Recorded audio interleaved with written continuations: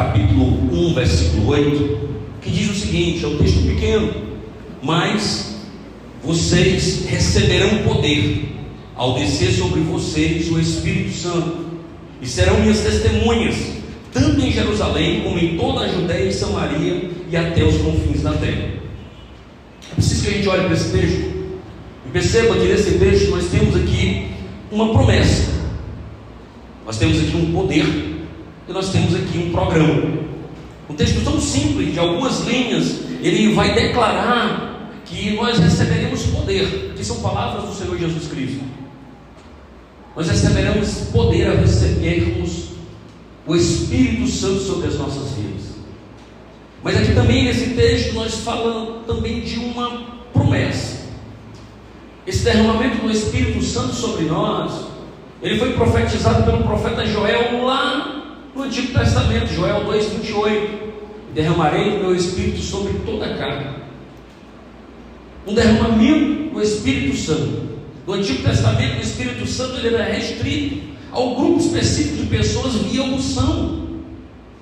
A pessoa era ungida e tinha ali o Espírito Santo.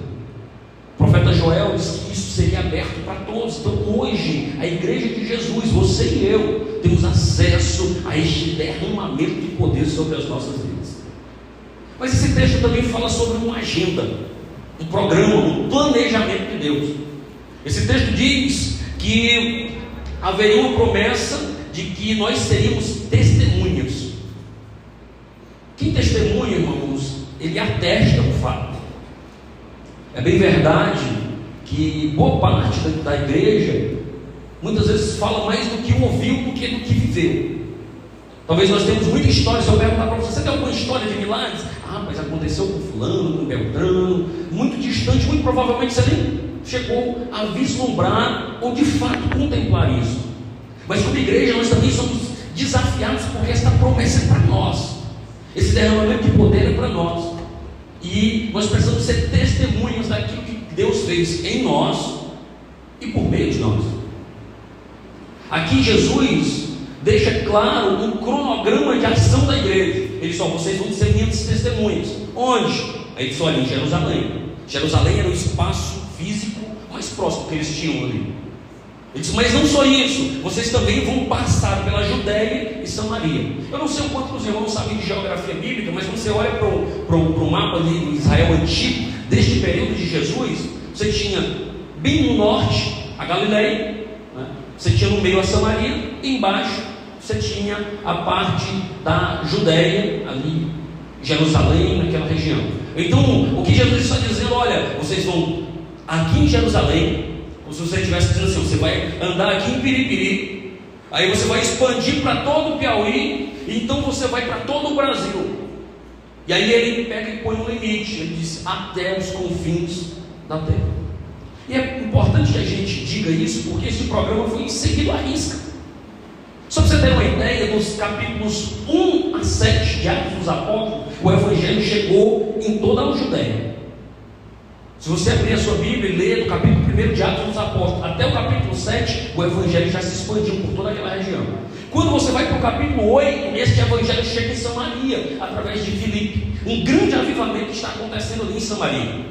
Mas se você vai até o capítulo 9 de Atos dos Apóstolos, você já vê ali a conversão de Paulo, de Saulo, ali a caminho de Damasco. Damasco já fica fora do estado de Israel.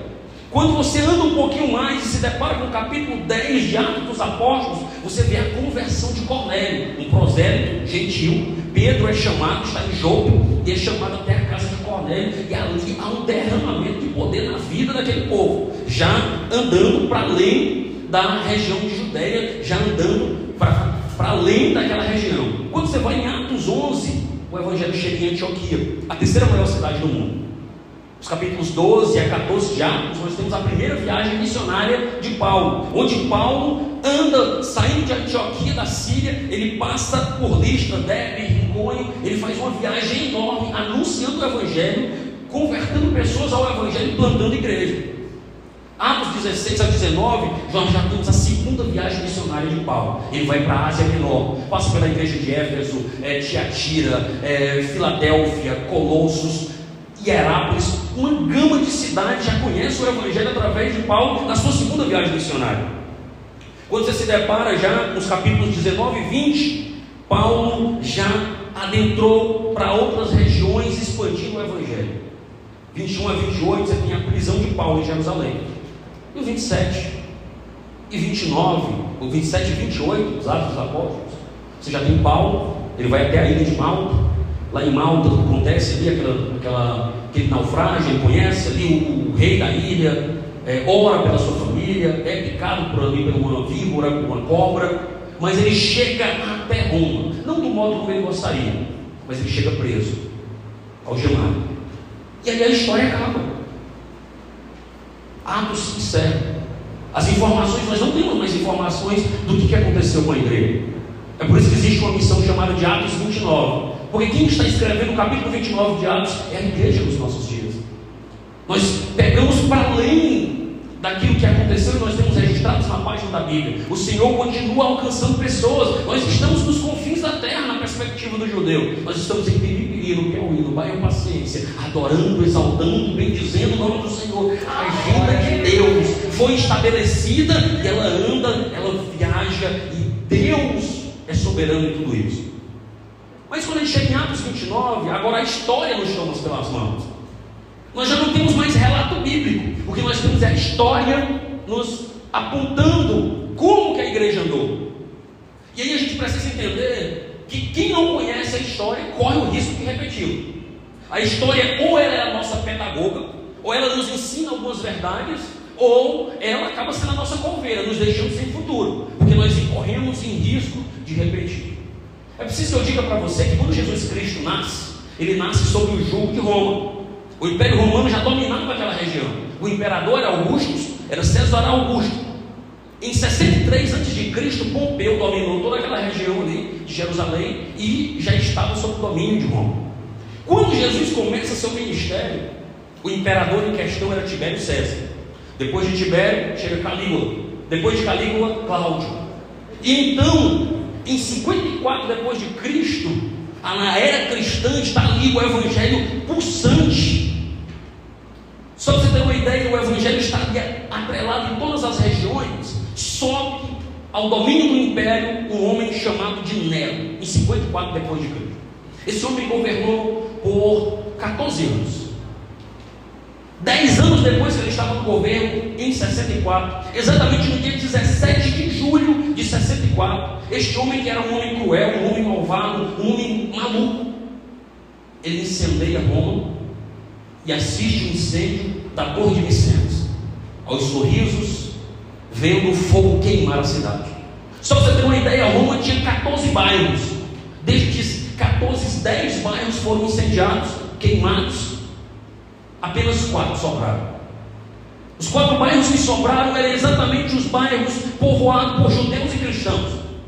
Isso deu a Nero o que ele queria, que era botar a culpa nos crentes. Agora, nesse exato momento, Nero imperando sobre o Império Romano, os cristãos começam a marcar a perseguição. Diz a história que faltou madeira para fazer cruz para crucificar crente. Os crentes eram enrolados em panos, derramado piche sobre eles e incendiados. Eles iluminavam as ruas de Roma. Cristão foi morto à espada, cristão foi devorado por feras, cristão foi massacrado de uma maneira horripilante. Em 68 Nero é deposto. Ele se suicida. Em 70, o imperador Vespasiano, ele inaugura o famoso Coliseu. Fiquei sem retorno. O famoso Coliseu. Foram 100 dias de festa.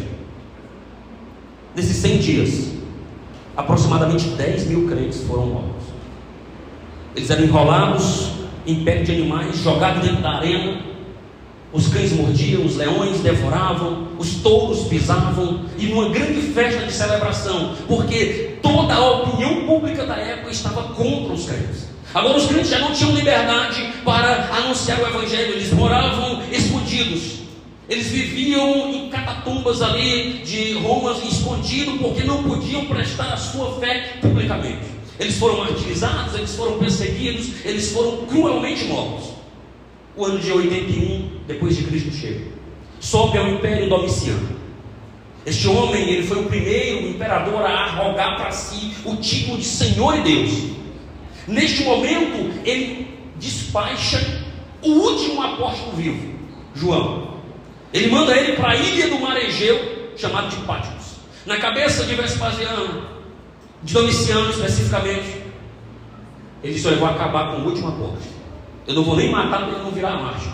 Eu vou despachar ele para uma ilha distante, onde ele não vai ter acesso a nada. A esta altura, em 81, todos os demais apóstolos já tinham sido mortos. Você me pergunta como? Boa parte dele, pelo menos 4 foram crucificados. Pedro não aceitou ser crucificado como normal, foi crucificado de cabeça para baixo. André, se você já parou de frente de uma linha de trem, você vai ver uma cruz que é na forma de um X. E muitos conhecem aquela cruz como a cruz de Santo André, porque ele foi martirizado, crucificado naquele formato ali. Você vai ver Tiago, que foi decapitado. Você vai ver muitos outros apedrejados, esfaqueados, mortos ao fio da espada. Todos os apóstolos estavam mortos, apenas sobrou João. Mas o que é maravilhoso, irmãos, é que quando você abre Apocalipse capítulo 1, versículo 9, João faz uma declaração.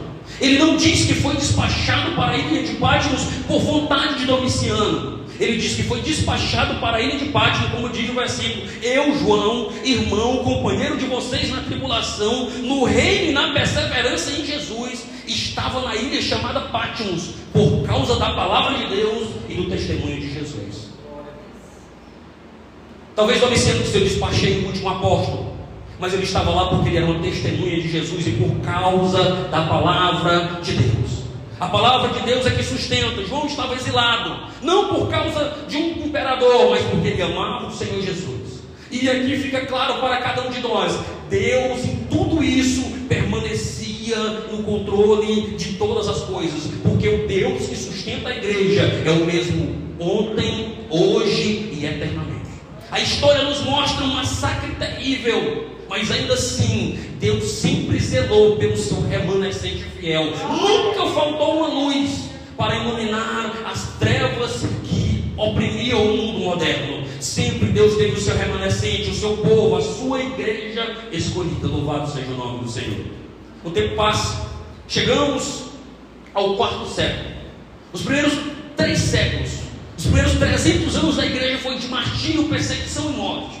Mas chegou um momento, 311 depois de Cristo, sobe ao império um homem chamado de Constantino. Ele faz uma análise política e percebe que é muito melhor ter os cristãos como aliado do que os cristãos como alvo da perseguição dele. Ele percebe que ter os cristãos próximos era muito mais vantajoso, e ele faz uma aliança com a igreja. Ele torna o cristianismo uma religião oficial do império. E aí eu preciso fazer um adendo aqui, porque acontece 2 coisas: uma coisa boa e uma coisa muito ruim. Qual é a parte boa? A parte boa é que agora o cristianismo é a religião oficial, então a perseguição cessou. Os bens que foram confiscados de crente foram devolvidos. Agora a igreja tinha espaço para ter o seu templo construído. Os cultos não eram proibidos. O Estado, inclusive, patrocinou a construção de templo. A igreja agora tem relevância na sociedade. E qual é a parte ruim? A parte ruim é que agora não havia mais conversão, havia adesão. Agora era chique fazer parte da igreja. O império apoiou a igreja. Ser amigo do imperador era bom. Então o povo agora aderia ao cristianismo não mais por convicção e não mais sabendo que estava em risco de morte, mas porque aumentava o seu status social. Isso trouxe um problema enorme para a igreja. Qual é o problema? O problema é que vieram pessoas participar da igreja com sincretismo religioso, sem abandonar as suas crenças, sem abandonar as suas tradições antigas. E agora, diante desse aspecto, a igreja se corrompe moralmente, teologicamente e doutrinariamente. A igreja começa a sofrer agora. Aqueles que morriam por causa do evangelho agora se usufruem do evangelho. A igreja perde a relevância no mundo espiritual. É dito pela história, e eu me arrisco aqui, do 5º século ao 15º século é conhecido como Idade das Trevas. A igreja neste período, ela prosperou, ela enriqueceu, ela se fortaleceu política e economicamente. Mas esta mesma igreja se corrompeu moral e doutrinariamente. A igreja padeceu. E esse adendo histórico que eu fiz para você é para a gente entrar no primeiro ponto que eu quero abordar. Ainda assim, Deus zelou pelo seu remanescente fiel. Deus nunca deixou de ter uma lâmpada acesa na história, e nem os seus remanescentes. Agora, em todos os períodos da história, a igreja experimentou crises espirituais, de corrupção espiritual. O homem por si só era um homem pecador. Então todo o tempo Deus estava chamando a atenção do homem para que ele se voltasse para Deus. Deus usou profetas, Deus converteu o coração de reis, Deus moveu o culto em Israel para chamar a atenção do povo para a sua palavra. E foi assim também depois, na história da humanidade, neste período. Ainda assim, havia pessoas que desejavam que esta igreja, que estava corrompida moral e doutrinariamente, se voltasse para o culto a Deus exclusivamente. Aí começa a surgir um desejo no coração de uma reforma, um retorno aos princípios bíblicos, um compromisso com a palavra de Deus, um culto público, puro e sincero.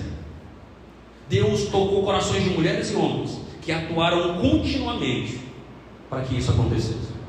Os primeiros 300 anos antes de 1517, que é onde acontece o ápice da reforma protestante, foram marcados pela presença de homens e mulheres que doaram a sua vida denunciando os pecados da igreja, denunciando aquilo que a igreja estava fazendo, que não estava de acordo com a palavra de Deus. Um exemplo disso é John Wycliffe.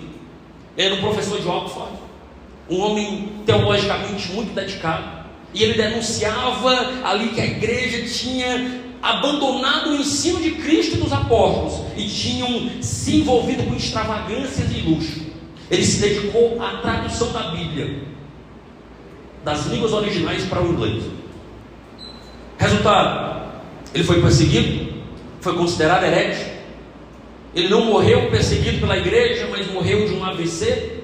Mas depois de morto, décadas depois de morto, a igreja o sentenciou como um herege. O seu corpo foi desenterrado, foi queimado e foi espalhado as suas cinzas ali no rio Styx, para que não houvesse um lugar, um túmulo, onde ele estivesse um local sobre a terra para ser cultuado ou para ser observado. Outro homem, um discípulo de John Wycliffe, foi Jan Hus. Este homem, está registrado o nome dele no livro Heróis da Fé de Orlando Boyer. Este homem era também um professor de Oxford, foi reitor da universidade. Ele se dedicou à tradução da Bíblia, questionava aquilo que a igreja estava fazendo, que era em desacordo com a palavra de Deus.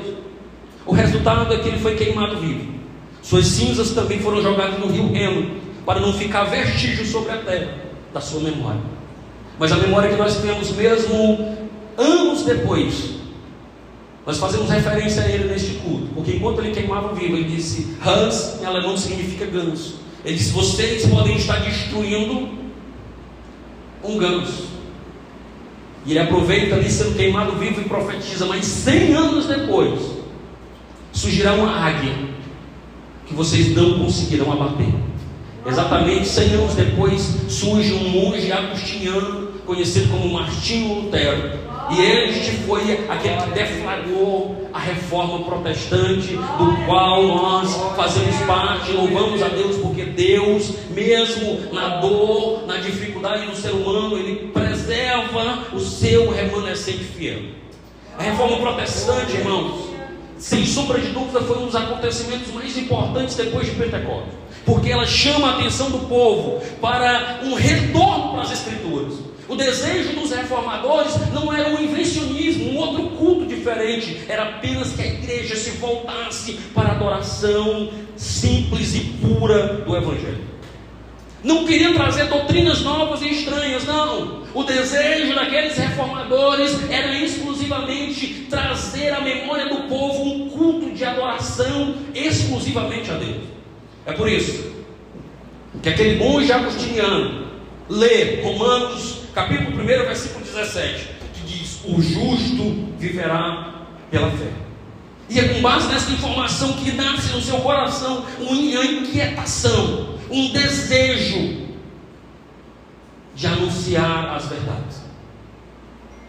O contexto era que o Papa Leão X, ele havia necessitado de construir a Basílica de São Pedro, muito famosa ali. Ele começa a vender indulgências. As indulgências sempre foram um perdão dado pela igreja, mas agora ele começa a negociar isso. E ele começa a negociar dizendo o seguinte: olha, você que o seu filho, que o seu pai, que o seu marido morreu, você pode comprar um lugarzinho no céu para ele. Surge a história de que quando a moeda caía na caixinha, a alma pulava do purgatório para o céu. Então a igreja corrompida nesse cenário, deste modo, agora Lutero, no dia 31 de outubro de 1517, não por coincidência, mas um dia antes do dia de Todos os Santos, 1º de novembro, onde ele sabia que a igreja estaria lotada, ele afixa ali na Catedral de Wittenberg 95 teses, 95 motivos por que ele era contra a venda de indulgências e por que a igreja precisava de uma reforma. Agora ele estava deflagrando a reforma protestante do século XVI. Mas esta reforma ela não foi fundamentada em um fundamento qualquer. Hoje nós vimos aqui as crianças cantando os 5 pilares da reforma protestante, que passa pela escritura acima da tradição da igreja. E o que nós temos que entender é que a palavra de Deus, a autoridade da palavra de Deus é maior do que qualquer reunião, de que qualquer concílio, de qualquer tratado diferente da escritura. É a palavra de Deus, irmãos. É a Bíblia Sagrada, que é o nosso manual de fé e de prática. A doutrina que nós seguimos é a palavra de Deus, porque a palavra de Deus ela é inspirada, ela é inerrante, ela é infalível e ela é suficiente para a condução do homem perdido. A reforma protestante agora, ela responde a seguinte pergunta: como o homem faz para ser salvo? A primeira resposta é olhando apenas para a Escritura. A Escritura traz suficiência de apontar o caminho para que o homem seja salvo, porque a Escritura aponta para Cristo. Então os reformadores defendiam a tese: só a Escritura, apenas a Escritura é suficiente para apontar o caminho para o homem perdido. É a bússola do cristão. Não só isso, o outro pilar, o segundo pilar da reforma protestante é que a salvação é pela fé e não pelas obras. Naquela época, uma pessoa que vivia uma vida desvairada, distante de Deus, ele tinha como fazer boas obras, boas doações, especialmente os ricos, e aplacar a ira de Deus contra ele. Ele não precisava de arrependimento, ele precisava fazer boas obras. Era uma doutrina estabelecida. E agora os reformadores defendem a tese que não. Para você ser salvo não é pelas obras, para você ser salvo é pela fé em Cristo Jesus. O salvo é salvo pela fé em Cristo, mas uma vez que ele tem fé, ele pratica boas obras. Mas o critério de salvação não é as obras, mas sim a fé. Então a reforma põe a igreja nos trilhos, ensinando a salvação como resultado não daquilo que nós fazemos para Deus, mas daquilo que Deus faz em nós, por intermédio de Jesus Cristo. Não é pelos seus méritos. Você foi salvo e alcançado não é pelo seu estado social, não é pelo aquilo que você tem na conta bancária. Não é. É pela fé em Cristo Jesus. Você depositou sua fé em Cristo, no sacrifício salvífico dele, e agora você é alcançado. O lema da reforma então é sola fide, apenas, exclusivamente a fé. O terceiro pilar da reforma nos apresenta que a salvação é pela graça e não pelo mérito humano. A doutrina da salvação aqui, irmão, ela tinha sido distorcida. A igreja pregava que a salvação ela poderia ser alcançada pelo esforço do homem e administrada pela igreja. A igreja, nesse contexto aqui, ela administrava a vida do homem enquanto vivo e administrava a vida do homem mesmo depois de morto. Porque se cria aqui nesse cenário a ideia do purgatório, de alguém que não foi nem tão mal e nem tão bom, mas que não alcançou méritos o suficiente para ir para o céu direto, e nem pecado suficiente para ir para o inferno direto. Então ele ficava no meio termo. Então como tirar esse homem de lá? Você pagava por missas, pagava por indulgências, pagava por perdão. E aqui, imediatamente, os reformadores corrigem essa visão. Não, a salvação, ela é graça de Deus, é dom imerecido. A salvação era porque Deus nos amou, mesmo quando nós éramos ímpios, pecadores e inimigos de Deus. É disso que Paulo, escrevendo aos Romanos no capítulo 5 e 8, diz: Deus prova o seu próprio amor para conosco, pelo fato de ter Cristo morrido por nós, sendo nós ainda pecadores. Sola gratia, apenas a graça para a salvação do homem perdido. O quarto pilar vai nos falar sobre a salvação realizada exclusivamente, cabalmente por Cristo Jesus. A igreja estava ensinando que existiam intercessores diversos. Você poderia recorrer a qualquer outro indivíduo para obter a salvação, para fazer ali uma conexão entre Deus e o homem perdido. Mas agora os reformadores vão nos apresentar que Jesus é o único caminho, a verdade e a vida. E ninguém, absolutamente ninguém, como diz João 14,6, vai ao Pai a não ser por Ele. Então o mérito é exclusivamente de Cristo. Ele é o único mediador entre Deus e os homens. Jesus é o único caminho, é o único nome, como diz Atos dos Apóstolos, capítulo 4, versículo 12, pelo qual importa que sejamos salvos. A palavra de Deus vai nos afirmar ainda que Ele é a porta em João 10,9. Mas não só isso, Ele é o caminho, verdade e a vida, João 14,6. Ele ainda é aquele que morreu pelos nossos pecados e ressuscitou pela nossa justificação. Jesus é o advogado junto ao Pai, como diz 1 de João 2,1. Filhinhos, não pequei, mas se pecares, tem um advogado, Jesus Cristo justo. Jesus é aquele que é o dono, o fundamento, o edificador e o protetor da igreja. A igreja está sob a mão e o governo de Cristo. Nós precisamos entender que ninguém, absolutamente ninguém, ao chegar aos céus, poderá responder a pergunta: como foi que você chegou aqui? Ele vai dizer: não, foi a Maria que me trouxe. Não, eu vim porque Pedro abriu um caminho para mim. Não, foi através da influência de João. Não, foi por causa de Antônio que me trouxe para cá. Todos aqueles que se encontrarem nos céus, e se nós vivermos, formos fiéis até a morte, nós veremos esse dia. Chegarão aquele dia lá, e todos dirão: estou aqui exclusivamente por causa de Cristo Jesus. Ele foi a porta, Ele me trouxe, Ele foi o caminho, Ele me inseriu aqui neste momento de glória. Solos Cristo, apenas Cristo, apenas pelos méritos de Cristo. E a salvação, ela ainda é apenas para a glória que pertence apenas a Deus. A glória da salvação pertence exclusivamente a Deus. Então quem opera a salvação não é a igreja. Quem administra a salvação não é o corpo eclesiástico, não é o pastor, não é o padre, não é o sacerdote, não é o rabino. Quem opera a salvação de ponta a ponta é o nosso soberano Salvador. Deus Pai nos escolheu, o Filho nos redimiu e o Espírito Santo nos selou com o selo da promessa. Romanos capítulo 11, versículo 36, citei isso ontem no culto de ceia. O apóstolo Paulo canta um hino de louvor dizendo assim: porque dele, por meio dele e para ele são todas as coisas, glória pois a ele eternamente, amém. Toda a glória da salvação deve ser dada a Deus, toda a glória. É por isso que nós podemos afirmar: só lhe deu glória. A glória pertence exclusivamente a Deus.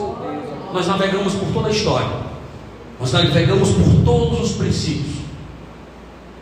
E qual é a reforma que nós precisamos? O que isso tem a ver com nós? Já passou-se 506 anos da reforma protestante. Como nós temos levado? O lema da reforma era igreja reformada, sempre reformando. A igreja ela precisa estar em constante exame da sua própria teologia e da sua própria ética, para saber se está alinhada com as Escrituras. É por isso que eu prego domingo após domingo aqui. Porque não precisa mais do que uma semana para a gente esquecer algumas coisas que a Bíblia nos ensina e algumas orientações que o Espírito Santo nos dá. É por isso que domingo após domingo nós precisamos estar reunidos, aprendendo da palavra de Deus, porque nós precisamos passar por este processo de reforma.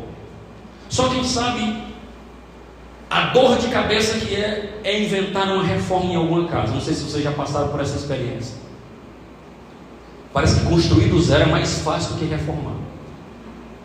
Quebra aqui e percebe que precisa quebrar um pouco mais. Tampa um buraco aqui, aparece outro acolá, escapou aquela parede. O planejamento era pintar só a sala. Quando você se espanta, a tinta tem que ser para a casa inteira. A cozinha também precisa, o quarto também. E agora vai. Se ia forrar uma parte, precisa quebrar forro em tudo quanto é lugar.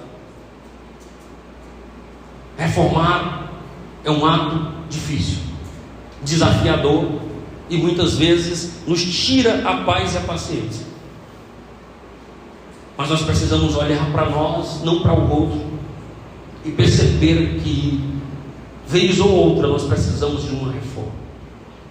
E aí não dá para fazer sozinho. A gente tem que chamar o melhor mestre de obras, que ele está sempre disponível para conduzir esta reforma interna. Se você perceber, você vai perceber que vai muitas coisas fora de lugar.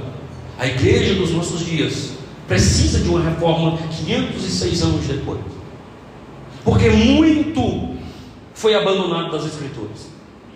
A reforma que nós precisamos, irmãos, é que nos tempos atuais a igreja dos nossos dias dá sinais de infidelidade às Escrituras. Parece que a Bíblia já não é mais suficiente.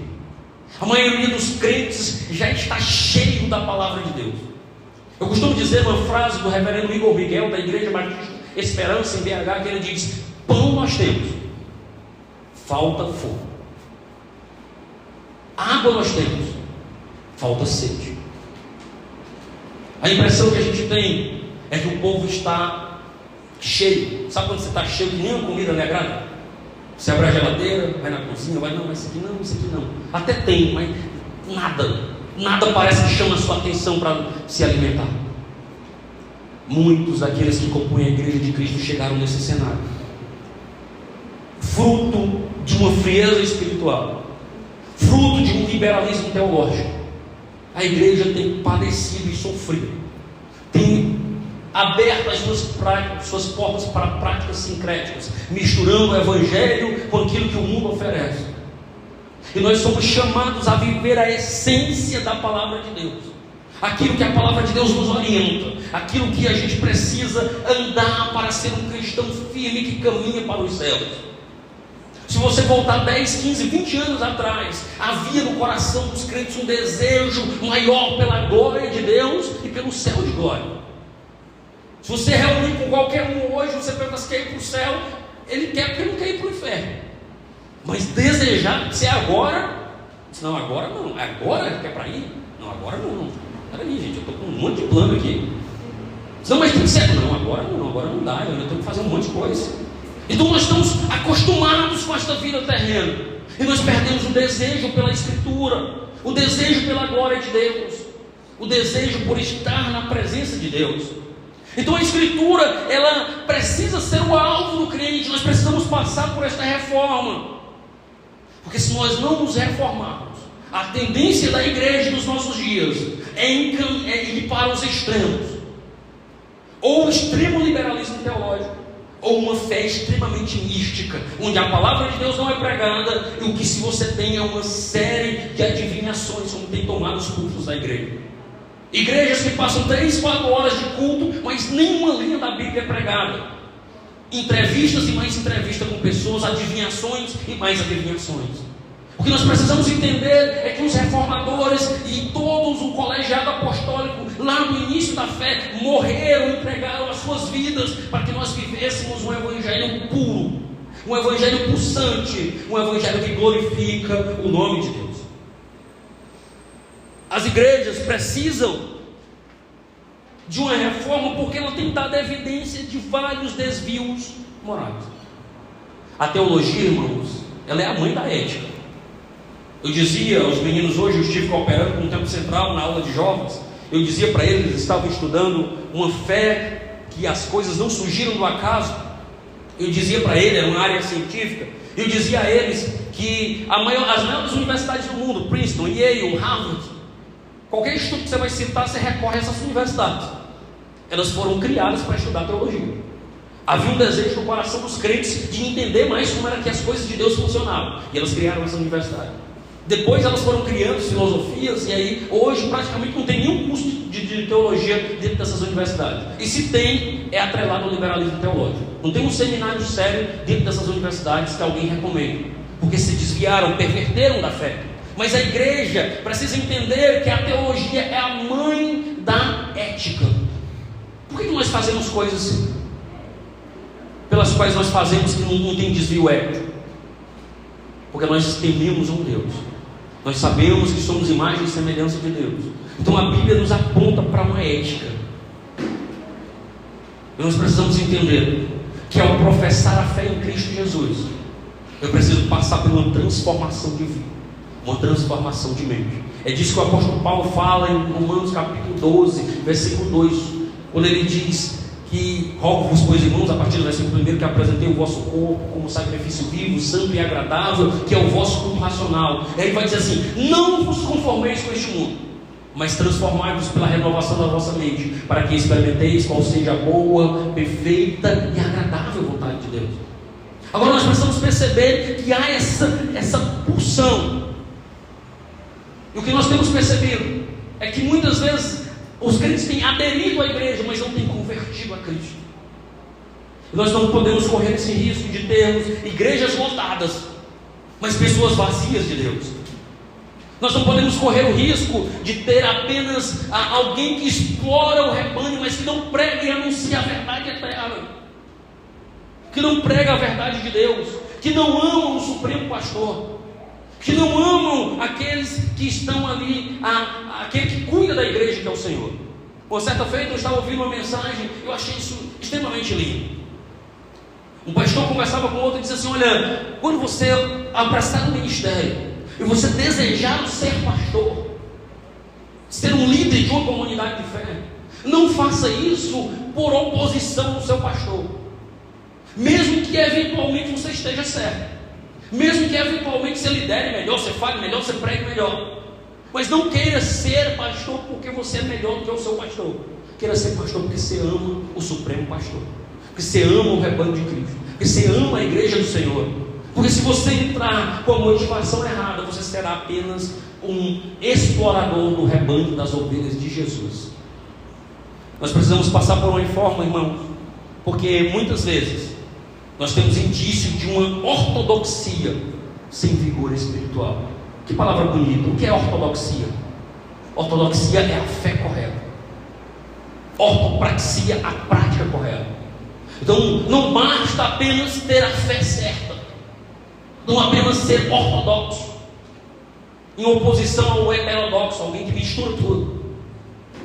Não apenas abraçar os 5 pilares da reforma, nós precisamos agir em concordância com aquilo que nós cremos. Louvado seja o nome do Senhor. Nós precisamos caminhar com base naquilo que nós cremos, porque se nós não agirmos assim, nós vamos perceber que muitos não se mantenham fiel à doutrina de Deus, perderam vigor espiritual, perderam fervor espiritual.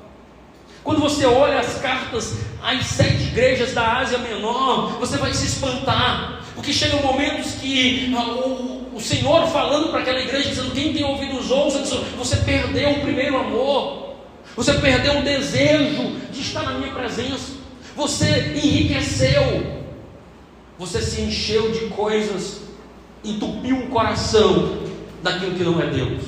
E agora o Supremo Pastor chama a igreja de Jesus desses dias ao voltar ao primeiro amor, a ter luz na mente, fogo no coração, a ter brilhos nos olhos, a não ter uma ortodoxia morta, nem ter um abismo entre aquilo que crê e aquilo que vive.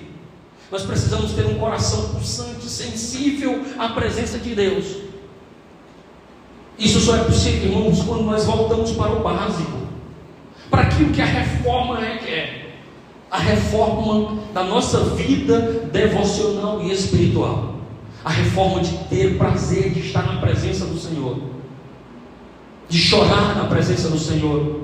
Porque a vida cristã, irmão, por mais bela que seja, ela não é resumida a este encontro no domingo. O que mais me preocupa é a igreja de segunda-feira, se ela ora, se ela está na presença do Senhor. Porque se nós virmos apenas em busca de conforto espiritual, nós nunca seremos esta igreja pulsante, que consegue suportar a perseguição por causa do Evangelho, que consegue lutar. Porque muitos destes crentes que eu citei, que morreram ao fio da espada, que morreram queimados, torturados, nenhum deles abandonou a sua fé. Pelo contrário, morreram glorificando o nome do Senhor. Morreram entregando as suas vidas, sabendo que mesmo quando eles tombassem aqui, eles se ergueriam diante do Todo-Poderoso Senhor do Universo, vivos e recebidos na sua glória. Queridos, se nós não tivermos uma fé pulsante, se nós tivermos uma vida cristã no piloto automático, só acelera e vai, nós nunca suportaremos o dia da angústia. Nós entraremos numa rotina enfadonha. Ano após ano a nossa vida continua a mesma, a frieza tomando conta. Nós nos acostumamos com o sagrado, não temos mais nenhum prazer em ver Deus nas circunstâncias da vida. Nós precisamos de uma reforma. Nós precisamos, irmãos, sermos reformados e voltarmos à doutrina do Apolo. Nós precisamos voltar a ter prazer na oração, a ter prazer na devoção. Meu desejo, a minha oração é que o nosso coração se volte para Deus em sincero arrependimento, que o nosso coração se volte para Deus e Ele derrame sobre nós o seu Espírito, aquecendo a nossa alma, aquecendo a nossa vida, nos enchendo do seu Espírito. Quero concluir dizendo: a reforma foi um retorno da igreja aos princípios da Bíblia. Nada pode consolar o coração humano a não ser a palavra de Deus. Nós podemos fazer eventos após evento, domingo após domingo, trazer pregadores e mais pregadores, grupos de louvor e mais grupos de louvor.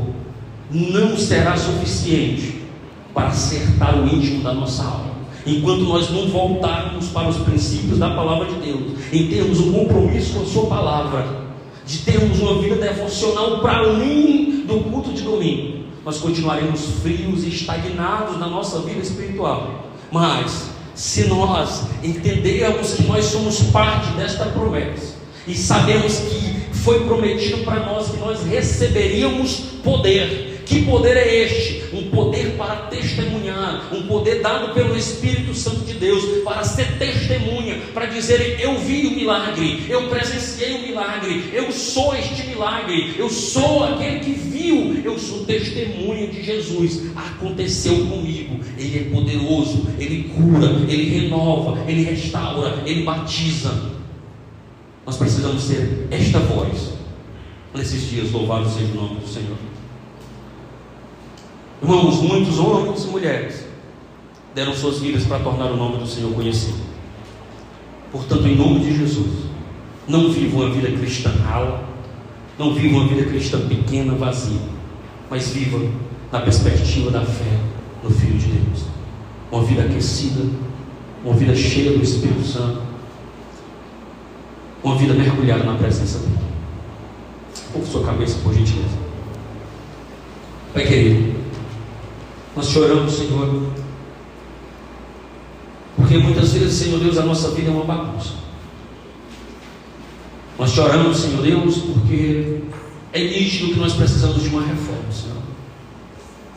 Nós conseguimos perceber, Senhor, ao olharmos para a nossa estrutura, as falhas que nós cometemos. Senhor, nós oramos pouco, nós lemos pouco, nós meditamos pouco. Nós temos pouco compromisso contigo, Senhor.